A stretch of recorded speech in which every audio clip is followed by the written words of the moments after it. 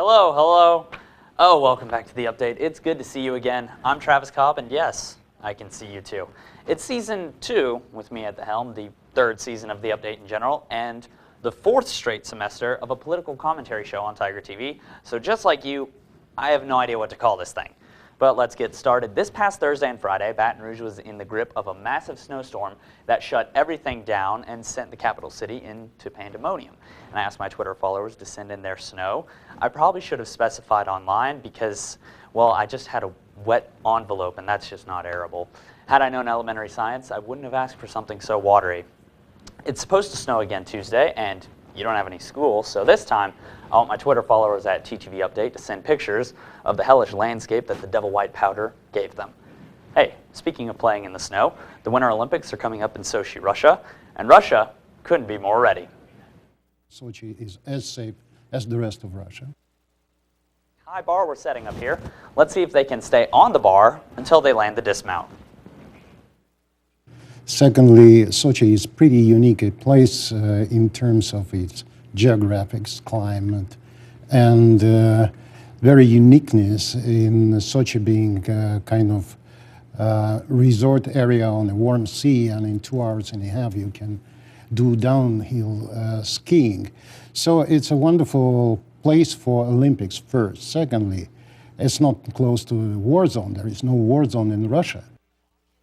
Okay, first off, I apologize. I used a Summer Olympics sport in my setup. Secondly, this guy said secondly twice. And secondly, it's not close to a war zone? That sounds like the worst tourism advertising since South Florida's "There's no more nukes in Cuba, stop being such a chicken."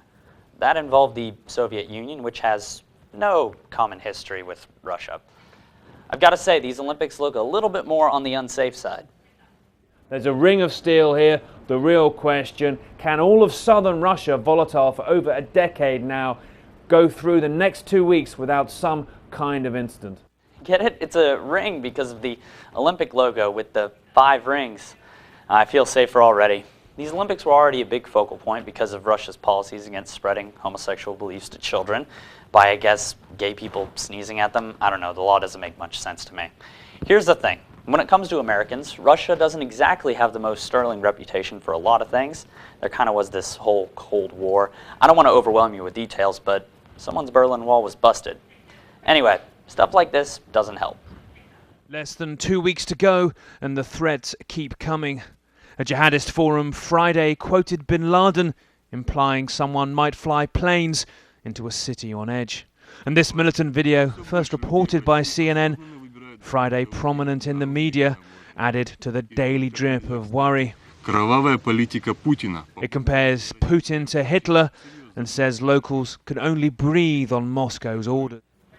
Looks like we're going to have to beef up security just to be safe, and the US and Russia are working together to do just that. It's not only that I believe, I'm absolutely certain, because we are doing everything that is needed in order to make sure that's going to be safe, and it will be as safe as any other Olympics that can be held currently in the world. Let's certainly hope so. After all, the Olympics are supposed to symbolize international community, athletic competition that can't be matched, putting aside differences to understand one common thing. They're the hottest thing on ice. For the first time in more than a decade, the biggest underdogs in bobsledding have defied the odds and qualified for the Olympics. That Jamaican bobsledding is the greatest thing a Winter Olympics can offer.